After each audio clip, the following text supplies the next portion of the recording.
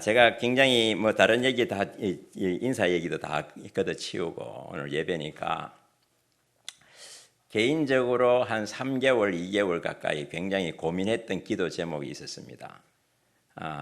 많은 사람들이 목사님들도 그렇고 우리 성도님들도 그렇고 자꾸 세상의 어떤 좋은 것에 잡히는 세상의 영광을 따라가고 세상의 영광을 이렇게 바라보고 있는 그런 모습을 보면서 왜 그럴까? 왜 그럴까? 그런 고민을 하다 보니까 우리가 하나님의 영광을 보면 세상의 영광을 내려놓을 수 있겠구나. 할렐루야. 한번 따라해 봅시다. 하늘의 영광을 보면 하늘의 영광을 보면 땅의 영광을 이길 수 있다. 아멘. 그런 마음이 들어서 그러면 하나님 아버지 하늘의 영광이 뭡니까? 하늘의 영광이 뭡니까? 그런 기도를 좀 오랫동안 했던 기억이 납니다.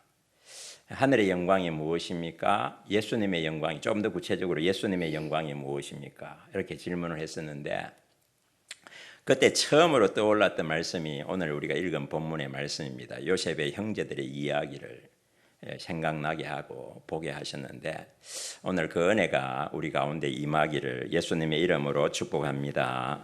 한번 따라하겠습니다. 요셉의 형제들 이야기. 요셉의 형제들 이야기. 첫 번째는 우리의 죄악을 찾아냈다. 그렇게 고백합니다. 요셉의 형제들이 우리의 죄악을 찾아냈다. 하나님께서 우리의 죄악을 발견해냈다, 찾아냈다 이렇게 고백하는 모습인데 이것은 죄인의 고백입니다. 죄인의 고백. 제가 주보에는 검은 얼굴, 죄인의 얼굴 이렇게 해놨는데 오늘 우리 말씀 16절을 한번 보겠습니다. 16절 여러분 16절을 한번 같이 시작.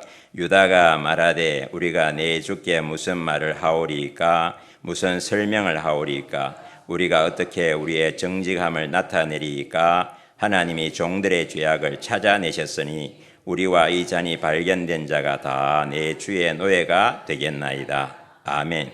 하나님이 종들의 죄악을 찾아내셨으니. 두 번째, 지금 요셉의 형제들이 양식을 사러 와서 돌아가는데 그들의 속에다가 요셉이 시켜서 은잔을 집어넣고 그리고 찾아와서 왜 우리 주인의 은잔을 훔쳐가느냐, 그렇게 말을 할 때에 무슨 소리 하느냐, 절대로 훔칠 일이 없지 않습니까? 사실 훔칠 이유도 없고. 그런데 짐을 뒤적이다 보니까 마지막에 이 베냐민의 짐 속에서 은잔이 발견되어지고 그 발견되어지는 순간에 형제들의 얼굴이 노랗게 변한 겁니다. 야, 큰일 났다. 야, 큰일 났다. 뭐라고 큰 소리까지 쳤냐 하면요, 만약 우리 형제 중에서 한 명이라도 발견되면 우리가 다 당신의 종이 되겠습니다. 거기까지 자신 있게 대답을 했어요. 그런데 베냐민의 잔에서 땡그랑 하고 은잔이 떨어지는 순간에 요셉의 형제들의 얼굴이 노랗게 변할 뿐만 아니라 조금 있으니까 얼굴이 시커멓게 변하는 거죠. 그리고 자기들끼리 고백하기를, 사람들 앞에 고백하기를 하나님께서 우리의 죄악을 발견해내셨다. 정말 두려운 일입니다. 그래서 검은 얼굴이라고 표현했습니다. 까만 얼굴. 이게 죄인의 얼굴이지 않습니까? 어쩌면 우리의 얼굴이기도 하죠. 하나님께서 우리의 죄악을 드러낸다면, 우리가 마지막 죽음을 통해서 하나님의 심판대 앞에 서게 된다면 우리의 죄악을 딱 여기다가 쫙 펼쳐놓으면 우리가 말도 못하고 얼굴도 들 수 없을 것이고 우리 얼굴이 마치 수검댕이처럼 까맣게 될 수밖에 없는 그런 모습이 아닐까라고 생각이 되었습니다. 한번 따라해 보겠습니다. 검은 얼굴, 죄인의 얼굴, 나의 얼굴. 요한계시록 6장에 보면 17절에 우리 예수님의 마지막 오시는 장면을 설명합니다. 마지막 하늘과 별들이 막 우르르 떨어지고 그렇게 할 때에 마지막으로 뭐라고 말씀하냐 하면 산들과 바위에게 말하되 우리 위에 떨어져 보좌에 앉으신 이의 얼굴에서와 그 어린 양의 진노에서 우리를 가리라. 제발 좀 우리 얼굴을 좀 가려주라. 하나님의 진노의 얼굴에서 우리를 좀 가려주라. 그러면서 17절에 사도 요한이 이렇게 고백합니다. 과연 누가 그 앞에 서리요? 하나님이 오실 때에, 예수님 오실 때에 과연 그 앞에 누가 벌떡 일어나서 할렐루야 이렇게 고백할 수 있는 인간이 누가 있어야? 누가 있어야? 한번 따라해 보겠습니다. 누가 능히 서리요? 누가 능히 서리요? 우리 인생은 까만 얼굴, 죄인의 얼굴을 가지고 있는 인생이라서 과연 하나님 앞에 이게 어둠이 조금도 없으신 그 예수님의 거룩한 빛 앞에 아무도 일어설 수 없는 그런 인생인 것을 보게 되었습니다. 우리 찬송가 279장 후렴 부분을 보면 주여 주여 내 말 들으사 죄인 오라 하실 때에 날 부르소서. 우리 찬양 한번 해봅시다. 반주자 좀 부탁드립니다. 반주 집사님 어디 가셨나? 279장 그냥 합시다. 주여 주여 내가 비오니 죄인 오라 하실 때에 날 주여 주여 죄인 오라 하실 때에 주여 주여 주 내가 비오니 죄인 오라 하실 때에 날 불어 한 번만 더 고백하며 주여 주여 주여 주여 내가 비오니 죄인 오라 하실 때에 날 불어소서. 아멘. 첫 번째로 검은 얼굴, 죄인의 얼굴, 우리의 얼굴을 보았습니다. 둘째로는 요셉의 통곡과 눈물을 보게 됩니다. 요셉의 통곡과 눈물을 보게 됩니다. 다른 말로 표현하면 십자가의 은혜를 만나게 되죠. 십자가의 은혜를 보는 장면입니다. 창세기 45장 1절을 보겠습니다. 창세기 45장 1절 2절 말씀. 요셉이 시종하는 자들 앞에서 그 정을 억제하지 못하여 소리 질러 그 모든 사람을 자기에게서 물러가라 하고 그 형제들에게 자기를 알리니 그때에 그와 함께한 다른 사람들이 없었더라. 2절 다 같이 봉독합니다. 요셉이 큰 소리로 우니 애굽 사람에게 들리며 바로의 궁중에 들리더라. 아멘. 요셉의 통곡이 얼마나 컸는지 바로의 궁중에까지 그 소리가 들렸다. 이렇게 말씀하고 있습니다. 요셉은 예수님의 예표입니다. 예수님의 그림자와 같고 예수님을 미리 보여주는 그런 하나님의 사람의 모습인데 요셉의 통곡, 요셉의 눈물, 요셉의 고통, 대성통곡했다 이렇게 되어 있습니다. 유다가 앞에 나서서 아무도 형제들이 말을 못하고 어떡하나 큰일 났다. 이제 다 죽게 되었구나. 이렇게 있을 때에 유다가 용기를 내서 나섭니다. 그리고 하는 말이 요셉이 하는 말이 형제들이 자기들이 호언장담했듯이 우리가 다 주의 종이 되겠나이다. 그런데 요셉이 뭐라고 합니까? 아니다. 발견된 사람만 남고 다 돌아가라. 베냐민을 일부러 이들이 아끼는지 아끼지 않는지를 보기 위해서 했지 않습니까? 그래서 베냐민만 남고 가라. 다 형제들이 어찌할 바를 모르는데 유다가 나서서 하는 말이 이 베냐민은 돌아가지 않으면 우리 아버지가 죽습니다. 베냐민이 집으로 돌아가는 대신에 내가 남겠습니다. 내가 남겠습니다. 이 얘기를 들으니까 요셉이 감동을 해요. 그래서 너무너무 마음에 복받치는 그 서름과 아픔과 눈물을 가지고 대성통곡하면서 그 소리가 바로의 궁중에 들렸더라.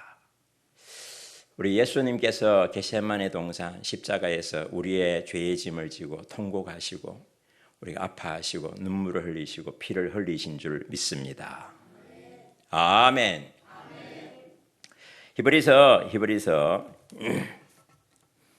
5장 7절에 보면 그는 육체에 계실 때에 자기를 죽음에서 능히 구원하실 이에게 심한 통곡과 눈물로 간구와 소원을 올렸고 심한 통곡과 눈물로 간구와 소원을 올렸고 할렐루야.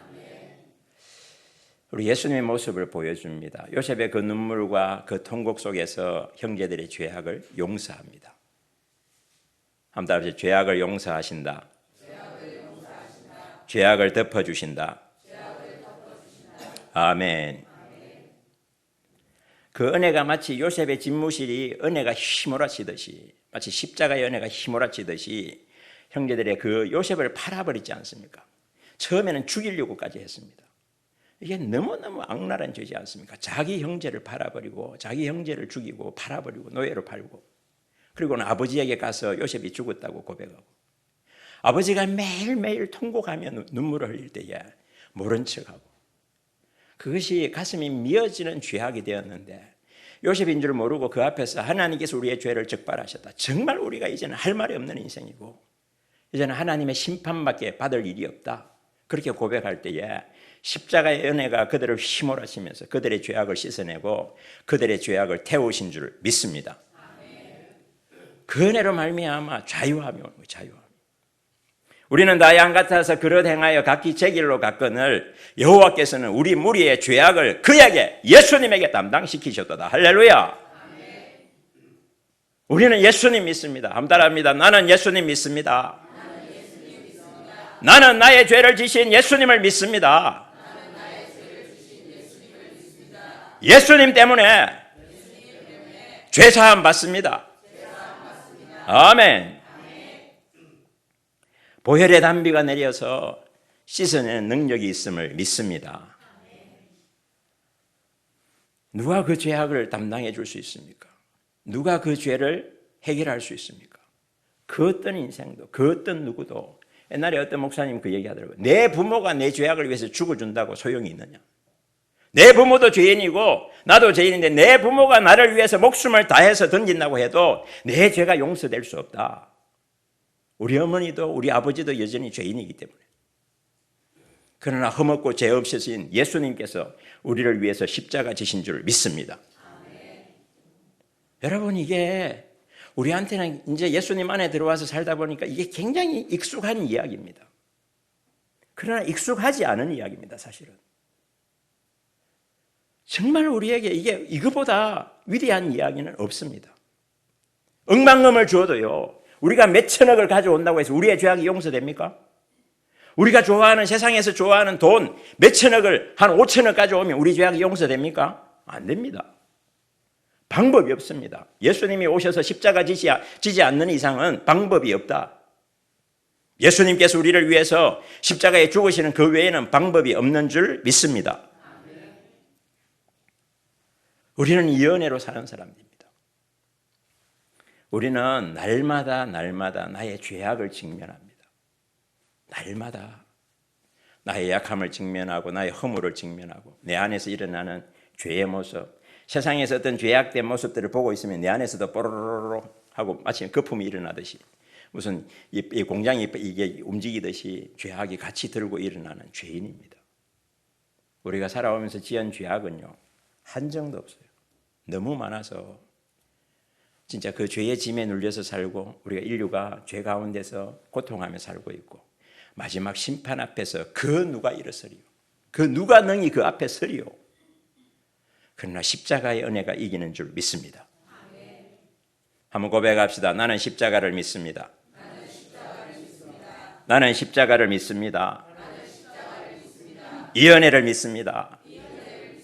아멘.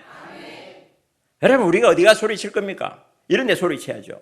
다시 합니다. 소리가 뚫고 올라가도록. 나는 예수님의 은혜를 믿습니다. 십자가의 능력을 믿습니다. 그 은혜로 구원받습니다. 아멘. 이게 우리의 고백이 되기를, 우리의 능력이 되기를 예수님의 이름으로 축복합니다. 십자가, 같이 십자가 내가 처음 볼 때에 나의 마음의 큰 고통 사라져 오늘 믿고서 내 눈 밝았네 참 내 기쁨 영원하. 십자가 내가 처음 볼 때에 나의 마음의 큰 고통 사라져 오늘 믿고서 내 눈 밝았네 참 내 기쁨 영원하도. 십자가 한 번만 더 고백합니다. 십자가 내가 처음 볼 때에 나의 맘에 큰 고통 사라져. 오늘 믿고서 내 눈 밝았네. 참 내 기쁨 영원하도다. 아멘. 저는 모태신앙이거든요. 우리 엄마 뱃속부터 교회를 다닌 모태신앙인데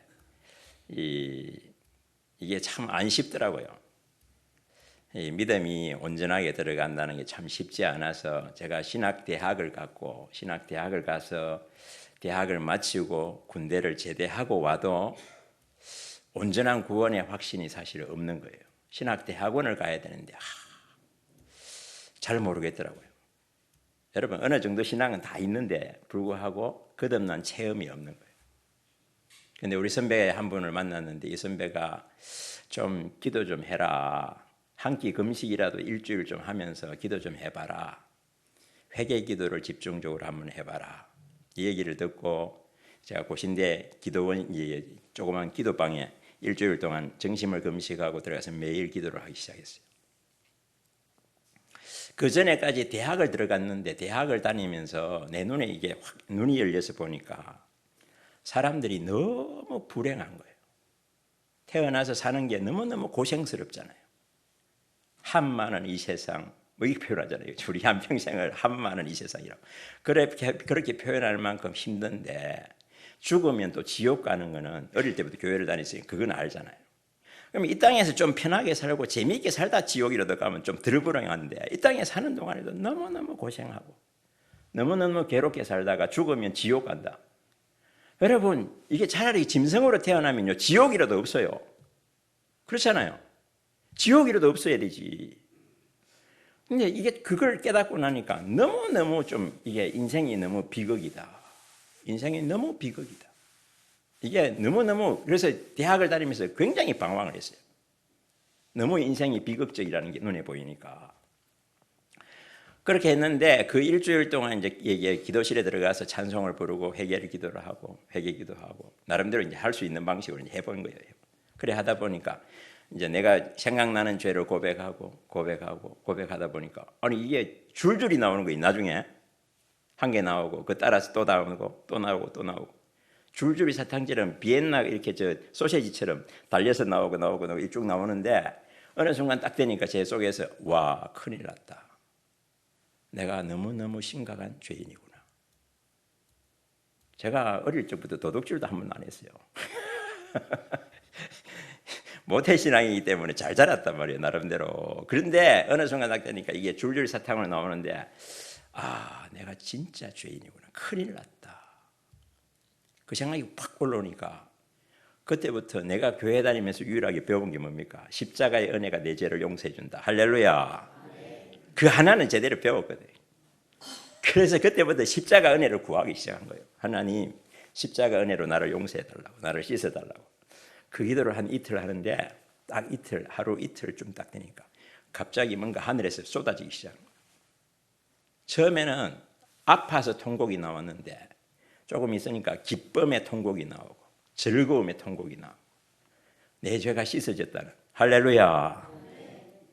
한 달 십자가의 은혜가 죄악을 씻어낸다. 십자가의 능력이 죄악을 이긴다. 아멘.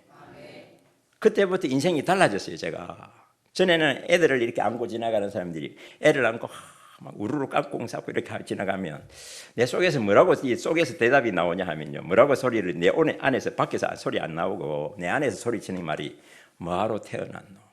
이 불행한 인생으로 왜 태어났냐? 이렇게 소리를 내가 내 안에 있었는데 그 다음에 내가 예수 그리스도의 십자가 은혜를 제대로 체험을 하고 이제는 아이를 안고 지나가는 사람 보면 그래 한번 살아볼 만한 인생이다. 하나님의 은혜가 있다. 십자가의 은혜가 있다. 할렐루야. 아멘. 십자가의 능력을 체험하기를 축복합니다. 요셉의 통곡과 눈물이 그 형제들의 죄악을 씻어주는 놀라운 능력. 죽을 수밖에 없는 까만 얼굴의 사람들이 갑자기 얼굴이 펴지고 얼굴이 희어지고 할렐루야. 십자가의 능력에 있는 줄 믿습니다.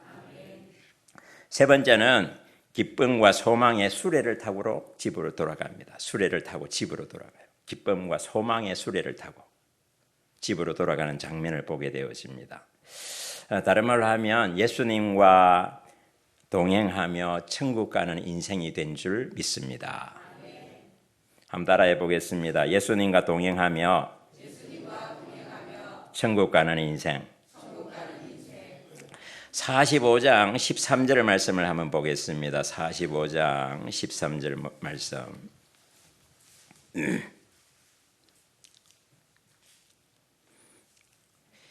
13절에서 15절 함께 시작. 당신들은 내가 애굽에서 누리는 영화와 당신들이 본 모든 것을 다 내 아버지께 아뢰고 속히 모시고 내려오소서 하매 자기 아우 베냐민의 목을 안고 우니 베냐민도 요셉의 목을 안고 우니라. 요셉이 또 형들과 입맞추며 안고 우니 형들이 그제서야 요셉과 말하니라. 아멘. 두 가지 축복이 나오는데요. 파라오가 이 소식을 듣고는 수레를 보내줍니다. 그래서 수레를 타고 집으로 가요. 그리고 요셉이 뭐라고 합니까? 가서 내 형제들과 우리 아버지 다 모시고 와라. 최고 좋은 땅이 기다리고 있다. 아직 흉년이 5년이나 남았는데 여기 와서 살자. 나와 함께 더불어 살자. 예수님과 함께 더불어 살자. 할렐루야. 한번 따라 합시다. 예수님과 함께 산다. 예수님과 함께 산다. 아멘. 이게 가능한 얘기입니까? 사실 요셉은 기분이 나쁘면 어떻게 됩니까? 요셉이 용서 안 해주고 그냥 하면 원수지간이고 요셉이 눈에 띄면 눈에 내 손에 잡히면 죽인다. 이렇게 말할 상대인데 우리 하나님의 은혜로 말미암아 예수님과 함께 사는 복을 받게 된 줄 믿습니다. 이게 참 우리가 이제 찬양을 부르면서 찬양 가운데 많은 이런 고백들이 담겨져 있는데 그 찬양 중에 제가 좋아하는 찬양 중에 하나가 하늘의 영광 나의 맘속에 차고도 넘쳐 할렐루야를 힘차게 불러 영원히 주를 찬양하리. 할렐루야. 이런 고백뿐만 아니라 찬양 안에 들여다보면 이게 구원받은 은혜, 이제 예수님과 함께 하나님 아버지 안에 사는 은혜, 이런 것들이 너무 많습니다. 마음껏 많이 부르시고 많이 올려드리는 자 위에 성령의 기름 부으심이 함께 할 줄 믿습니다. 요한복음 15장 5절 말씀을 한번 보겠습니다. 요한복음 15장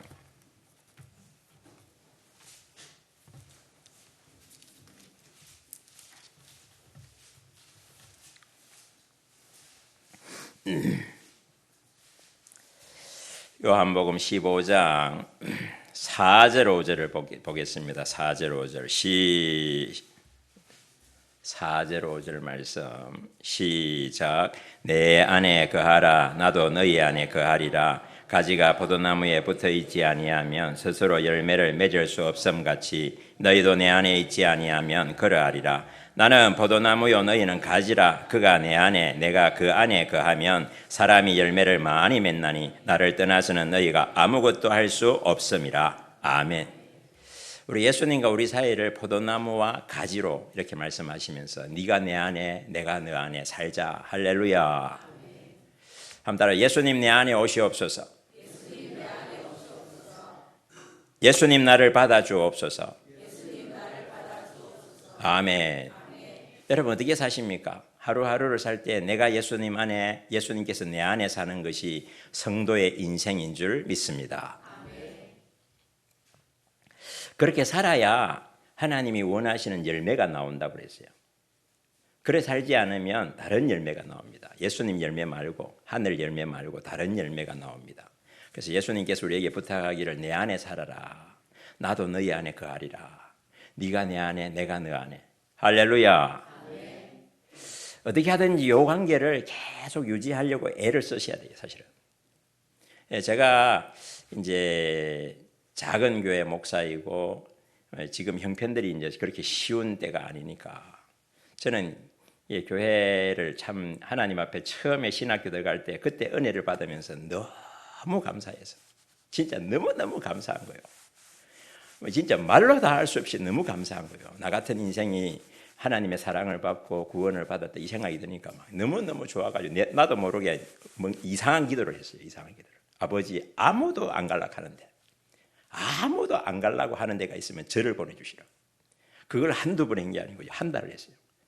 아무도 안 가는 데가 있다면 저를 보내주세요. 제가 가겠습니다. 근데 나중에 정신 차리고 보니까 그게 미친 짓이라 사실은. 얼마나 무서운 기도를 했는지 내가 나중에 알았다니까요. 나중에. 그 최근에 기도를 좀 바꿔서 이제 아버지 이제 그만합시다. 이제 아버지 이제 그걸 이제 그만하고 이제 조금 이제 말년 조금 남았는데 마지막 조금 편안하게 했으면 좋겠습니다. 이런 기도를 해본 적이 있어요. 그러다 보니까 희한하게 목회라는 게 제가 통영에 있으면서 지하교회에서만 6년을 해봤습니다. 지하교회 6년 해보고 여기 와서 개척교회 하면서 상가교회만 지금 16년째. 그러니까 지하교회, 상가교회. 이렇게 그 지하도 물론 전세교회였죠. 월세교회였는데 그 20몇 년을 해본 것 같아요. 그렇게 하면서 제가 이제 늘 깨닫는 게 뭐냐 하면 내 형편을 쳐다보고 이렇게 내 주변 환경을 쳐다보면 힘이 빠져서 못 살아요. 이 좌절감이 생겨서 못 사는 거예요. 근데 새벽에 기도하러 나가가지고 새벽 기도를 이게 십자가 은혜를 통과하고 다시 그 보혈의 은혜를 다시 한번 주장하고 예수님 내 안에 내가 예수님 안에 이걸 주장하면서 기도를 하고 나면 숨이 쉬지고 살 것 같아요. 할렐루야. 누구나 마찬가지라고 생각돼요. 우리가 삶을 살아가는 우리의 삶에서 누구나 쉬운 인생 한 명도 없어요. 어느 누구도 쉬운 인생 한 명도 없어요. 그런데 어떤 사람은 그냥 내 막 오기로 사는 사람도 있고 나름대로 다른 방식으로 열심히 사는 사람도 있겠지만 하나님의 사람들은 우리가 죄인됨을 알고 십자가 앞에 내려가서 십자가 앞에서 다시 하나님의 그 사랑, 예수 그리스도의 그 놀라운 은혜, 성령님의 도우심 이런 것을 경험하게 될 때에 소망이 생기고 생명이 생기는 줄 믿습니다. 한번 따라서 나는 그 힘으로 산다. 나는 하늘의 힘으로 산다. 예수님 은혜로 산다. 아멘. 좀 찌질해도 그렇게 사는 게 복이 있고 그렇게 사는 게 하나님 앞에 남는 것이고 그것을 하나님께서 알아주고 기억해 주실 줄 믿습니다. 세상에서 돈 많이 벌고 뭐가 잘 되고 뭐가 어떻게 하고 그 힘으로 사는 사람도 있을지 모르지만 성도는 십자가의 은혜로 살고 예수님 은혜로 사는 백성인 줄 믿습니다. 한 달 때 고백합니다. 나는 예수님 은혜로 살겠다. 하늘 은혜로 살겠다. 아멘. 우리 예수님과 우리가 더불어 살아가는 삶을 사도 요한은 이렇게 표현합니다. 그 비밀이 크도다. 그 비밀이 크도다. 할렐루야. 우리 성도들에게도 여러분 인생에도 여러분 가정 안에도 그 비밀이 커져가기를 축복합니다. 예수님하고 살면서 이렇게 남들에게 말하지 않은 비밀들이 있잖아요. 비밀들. 예수님하고 살아보면서 기도했는데 하나님께서 이렇게 응답하시고 또 생각하지 못했던 방식으로 생각하지 못했던 은혜로 우리를 도우시는 것들을 경험해 가면서 야 이렇게 말하는 비밀이 크도다. 우리 안에 비밀이 생길 줄 믿습니다. 비밀이 가득하기를 축복합니다.